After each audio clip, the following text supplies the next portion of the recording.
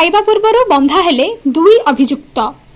शीत ऋतु आसिले चिलिका आसती अनेक प्रजातिर विदेशागत पक्षी जहाकू आमे आम अतिथि बोली मानि थाउ एवं एमाने आसिबा द्वारा चिलिकार सौंदर्य को रोमांचकर करिथांती। आम अतिथि मानकू शिकार करी शिकारी निज परिवार को चलाउथिला आउ से निजे पक्षी मांस खाउथिला। भारी सुआदिया थिला आम चिलिका पक्षी मांस। प्रतिदिन पक्षी मांस खाई करुथिला हजम। कथारे अछि चोर घर सबु बेले अंधार न थाए, दिने ना दिने तो आलुओ पड़िबो एवं चोर धरा हेबो। सेही भली पक्षी मांस खाइबा पूर्व धरा पड़ीगला निजे निज फासरे।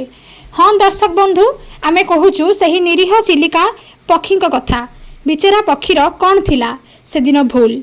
निरीह पक्षी को विष दे मारिथिबा पक्षी शिकारी एबे हाजतरे। आउ दांतरे लागुनी चिलिका पक्षी मांस। गोटे नुहे कि जोड़े नुहे, एकाथरके 14 गोटी विदेशागत पक्षी मारी वन्य प्राणी हाबुड़े पड़ जाइथिला शिकारी। शिकारी भाबिथिला खसी पलाइबाकू हेले छकी बसिथिला शिकारी को धरिबा पई वन्य प्राणी विभाग। खोर्धा जिला टांगी रेंज अधीनस्थ भूषंडपुर चिलिका कूल निकटरू शिकारी को धरी गिरफ करी एक मामला रुजु करी हाजत भीतर को पठाइछि वन्यप्राणी विभाग। गिरफ अभियुक्त दुई शिकारी होउचंती पुरी जिला गड़िसाकदा थाना देईपुर गाँवर संतोष पल्लेई और टुलु पल्लेई। धरिबारे सफल होइछि बोली रेंजर विराज दास सूचना देइछंती।